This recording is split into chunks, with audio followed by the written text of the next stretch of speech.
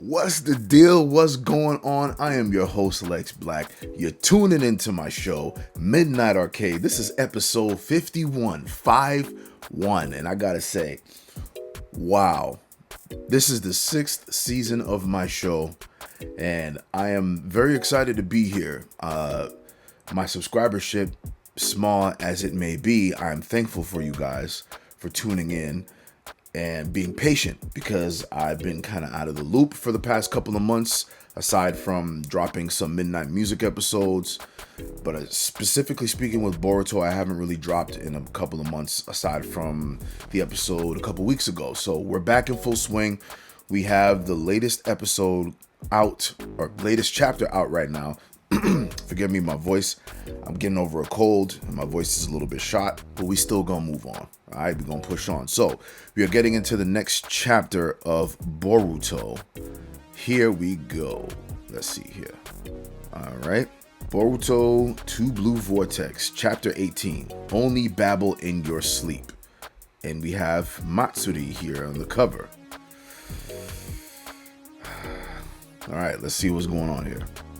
Sumire is sitting there, or standing there, doing something. I don't know what she's doing. She's heading towards some facility. She inputs a code. She walks in and she sees Kawaki sticking up Amado. Okay, all right. So she's like, WTF. And Amado is struggling and she's like, Kawaki. And Kawaki's like, relax, Sumire. I'm totally sane. Okay. All right. Before I go any further, if that's what you have to say, if that's the first thing that comes out of your mouth, then obviously the polar opposite is true. Like, the guilt is crazy. The guilt is crazy, Kawaki. Relax, Sumire. I'm totally sane. It may look a tad violent, but we're just having a talk. Yeah, right. Sumire looks on, and then Kawaki says, at this point, I don't care that you've been tinkering with my body like it's a toy. He's speaking to Amado. However, that ends now. I'll decide things from here on. Amado says nothing, because he's kind of being pinned up right now. Kawaki says, change my settings, amp up my offensive power to the max. If you won't, then you're of no use to me and I'll kill you. Sumire says, Kawaki. And Kawaki says, I'm not kidding. Look into my eyes. You see that, right? And then he tightens the grip, or maybe he loosens it on Amado. Kawaki says, choose your answer carefully if you want to keep living. Amado says, only babble in your sleep, Kawaki. And I guess something happens. That might be one of the secret phrases or code phrases to same thing like he did with code. Kawaki drops Amado. Amado is coughing, and then he says, damn brat. And Sumire says a failsafe, just like with Delta, an emergency shutdown code. Okay, so that's where we're at. Okay. It's a shutdown code. You have impeccable timing, Sumire. Excuse me, like I said, my voice, getting over a cold. Amado says, can you help me move him? Sumire is like, huh? And Kawaki's out. Now we go back to Ryu, Matsuri, Mitsuki, Konohamaru, Sarada, and gang. Okay, so everybody's looking on, and Ryu says, oh, no. Mitsuki says, Ryu, meet Yoro, the girl on the left. And the one with the blade is Arya, or Araya, or Araya. I don't know. They say, hey there. Ryu says nothing. And Araya, I believe, says, is it my imagination, or is she totally glaring at me? That's Ryu.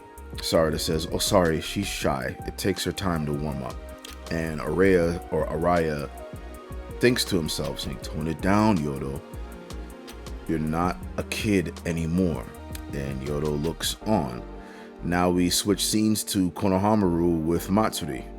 And she says, and that's the situation. While blushing, she says, what do you think? Konohamaru says, well, I don't know if I get it completely, but at least you seem fine physically and your color's good. And she says, I have no idea, but for whatever reason, it seems like I was super nervous. But as we talked, I started feeling more and more normal. How could that be? Konohamaru says, maybe because we just met, and it's not uncommon. And Matsuri says, I feel like I'm finally my true self. I'm really enjoying talking to you. Konohamaru goes, oh, I see, I guess. That's a good thing, eh? Because meanwhile, in the back of his head, he's probably remembering Shikamaru's words about, yeah, befriend them and then betray them. Yeah, and we know what betray means in the shinobi world, right? So anyway, she's looking on, doesn't say anything. And then Matsuri says, would it be okay if I called you Konohamaru-chan? Konohamaru looks on and doesn't say much, but he gets a memory. Here we go. Are you listening to me, Konohamaru-chan? Look at me, Konohamaru-chan. Over this way, hurry.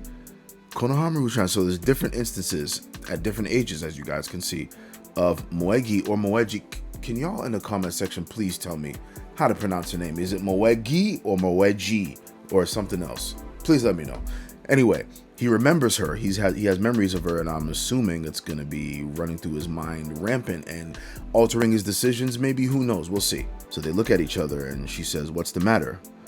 And Konohamaru says, nothing. Don't worry about it. Ryu, back to Ryu and gang. So he says, so where is it, this clue that might lead to that Boruto guy? You said you saw something around here, right? And Sarada says, oh, right. We did, didn't we? That would be... And Ryu looks like he's activating something. Maybe the magnetic sand of Shinki? Maybe. And Sarada says, huh, Ryu? And Ryu says, oh, I'm spreading iron sand around. Sorry, iron sand, guys. I'm spreading iron sand around. It's my detection ability. I learn of a lot of things using it. Because she asked him, what are you doing?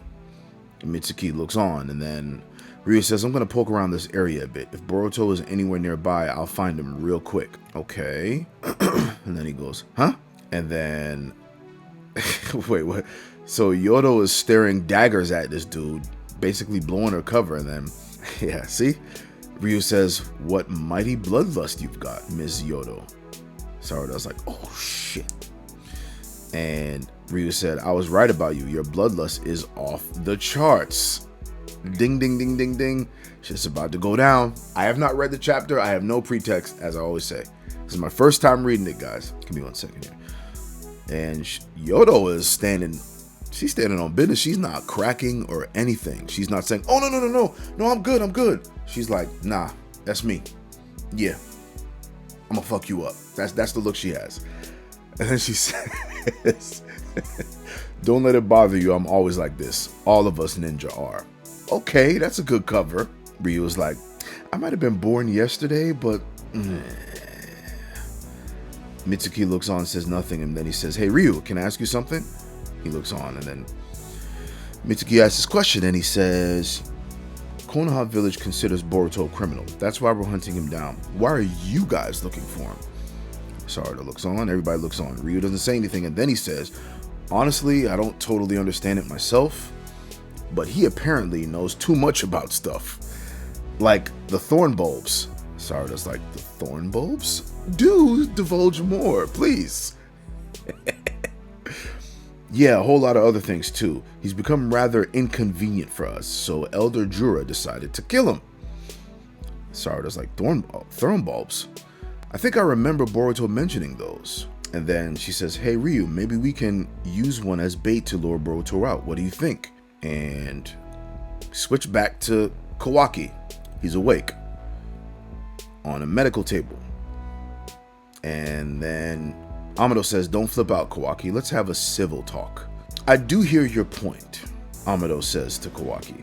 The divine trees are definitely a threat, and I did not foresee their emergence at all. I will have to modify your ability settings to a fully offensive power form in order to stand up to them. But only on one condition. That's not Delta. I guess, from the panel we see here, guys, it looks like Amado's daughter, like his real daughter and not Delta. Let's see. That's not Delta. She's a separate, fresh clone body I prepared for Akibi to inhabit. So I was right. A resurrection vessel. All I need is for you to implant this vessel with a karma, and my daughter can be reborn. Resurrection, Using Akibi's data, which I added to your karma, will result in her existing in this world once more. Kawaki and Sumire look on. Amado continues, I failed at recreating her soul time after time because it's an act permitted only to gods. Everything I've done up until now, it's all been for this. This is my one and only purpose in life. Is Amado being honest? I mean, us in the community have always suspected that this was the case, accurately and rightly so. But he never really divulged it outright like he has just now. And if I'm wrong, y'all can correct me in the comment section. But this is the first time I think that he's come flat out and said, nah, this is the reason why I'm doing all this shit. Teaming up with the inners and outers, you know what I'm saying, of Kara, and doing all this grimy and dirty shit just so I can get her to come back to life. I think this is the most forthcoming he's been. He says, help me achieve this divine feat only possible via the karma. Please, I beg of you, Kawaki. Kawaki says nothing. Of course he does. And Amado says, that's it. That's my condition. Sumire looks on. Kawaki thinks, and then he says, I'll say this again. If your revived daughter turns out to be an Otsutsuki, I will kill it with no exceptions. Amado says, in the unlikely event Akibi truly happens to resurrect as an Otsutsuki, fine, you can do as you please, though I'll fight you with everything I've got. Okay, we can't underestimate this sneaky bastard. Kawaki says, Amado, I can't accept your terms. Amado's like, what? Why are you acting shocked? Play stupid games, win stupid prizes, bruh. Kawaki says, powering me up comes first. I'm not interested in creating something that might become a new enemy right now. As much as I don't like Kawaki, that makes perfect sense. Amado says, Kawaki, please just hear me out. Kawaki says, the sequence of events is the issue. Look, I swear that I will implant a karma in that clone on the premise that I might kill her right away, but only after all our current foes are wiped out. Listen, Kawaki, Amado says, you're currently endowed with near immortal defensive and recuperative powers. If I redirect that all to offensive power, I can't guarantee your survival. And if those bastards manage to kill you, my dreams die too. Kawaki says, hey, what I want isn't a guarantee of survival. It's the potential to kill them. So quit worrying about my welfare, Amado. I'm telling you to make me an even bigger, badder monster than them. Sumire looks on and says nothing at all this. That seems to be her most prominent role throughout the annals of Boruto history. Just sitting there like,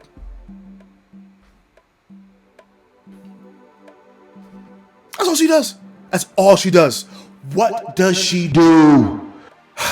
I digress. Kawaki says, use any means, whether scientific or otherwise, to make me stronger beyond all limits. To make me stronger than all limits. And then he says, divine trees, code, and Boruto. You'll only reunite with your daughter after I slaughter them all. Amado looks on. He seems a little bit downtrodden by this. And then we switch back to Konohamaru and Co. Matsuri says, this is the best day of my life. Girl, you were born yesterday, man. To get to talk so much with you, Konohamaru-chan. Well, not that I've been alive very long. Okay. Okay. She acknowledges this, but I'm still so happy, Konohamaru-chan. Well, wait, what? Konohamaru says, and then he says, I'm so sorry, but could you not call me that? And she goes, wait, why? What's wrong? And then he says, there's only one person who calls me that. So you see, it surprises me too, but it's giving me goosebumps. You don't mind, do you? Calling me just Konohamaru? Her demeanor changed. Her energy changed. Someone's jealous. And she says, only one person? And who is that? Konohamaru says, oh, don't read too much into it. You wouldn't happen to be referring to Kazamatsuri Moegi, would you? Konohamaru's like, oh, shit. And she's like, I'm right, aren't I? So, what is that woman to you exactly? And she powers up a little bit because she's a little bit pissed off. And she says, answer me, Sarutobi Konohamaru. And he's like, oh, shit. And Ryu's like, see? Use the thorn bulb. Oh, he said, I see. Use the thorn bulbs as bait. That's some super smart thinking. So he pulls out this thorn bulb and lays it out. Sarada says a thorn bulb, just like the one I saw before. And everyone else is looking on saying, so that's a thorn bulb. Now then, let's see if they bite. And Yodo gets right to it. She goes after the thorn bulb. She reaches it, and it disappears. And Ryu says, gotcha. She's like, what the? I can't move at all. And he's like, I thought this might be the case. And Mitsuki says he's not as dumb as he acts. Everybody's frozen by the sand that he deployed, that he said he was looking to detect someone. So he was too. What did I tell y'all last episode? Do not be surprised if all this is an act. And I told y'all that they are way more cunning than they present themselves to be, even though they were literally born yesterday. Boruto timeline wise. Ryu's iron sand is coating our entire bodies, Sarada says. That's so low, dear shinobi friends. Your betrayal is going to give me serious trauma. I think you need to be punished. Sarada tries to get her weapons ready, and she's like, her body's moving of its own accord. My body's moving of its own, and flying right into Yodo. Mitsuki says it's the iron sand. We're all being manipulated by it, just like puppets. And a big flash of energy happens. What goes on here? And Ryo's like, wait, what? Sarada's shocked. She says, I'm back in control. The iron sand was dispelled. Ha. Araya, lodestone, sand sealing blade. Shinki, I never thought I'd have to use this jutsu that I created for us in this way. Shinki, will you lend us a hand too with this battle? Araya says to himself. Ryo's like, what the heck? That's so not fair. And that's the end of the chapter. Okay, man. All right. As I said before, here are my thoughts. As I said before, just because they were born yesterday, it does not mean that they don't know what they're doing. It does not mean that they don't know what's going on. And with Jura at the helm, I'm telling you, don't ever sleep on their intelligence. Look at how fast they've come to self-realization, actualization, and developing their own individual personalities. Look how much knowledge they were already equipped with from the minute that they were created. They are very new to this world. Quote unquote, they're technically newborns, but that doesn't mean they don't know what's going on here. And you see it. Matsuri is not playing with Konohamaru, and she's about to fuck shit up, as it looks on the panel, and Ryu was playing them all along. How do I think it's going to turn out? Somebody's going to get hurt really bad. And honestly, I don't think it's the Shinju clones at all. I think at best for the team from Konohamaru and Suna is a stalemate, and they get away with minor injuries, but a failed mission to obtain the Thorn Soul Bulb. And I think this is going to be the fight where Sarada is forced to use her Mangekyo Sharingan. So we'll get to see that for the first time, which I think will be pretty cool. So I think that'll come up in the next chapter. I think while the team was taken aback by the Shinju's surprising cunning, I think they'll rebound, and I think that they will come up with some strategy to combat them. And like I said, I don't think they'll get their hands on a Thorn Soul Bulb, but I believe they will regroup enough to launch a counteroffensive and do it to a stalemate and force the Shinju clones to retreat, albeit without the key vital information that they need. But that's what I think. You guys let me know what you think. This is Midnight Arcade episode 51. We covered chapter 18 of Boruto 2 Blue Vortex. I am your host, Lex Black. Make sure you like, comment, subscribe, hit the bell icon to be notified for whenever I drop that new heat. You heard? Yes, sir. I'm gone.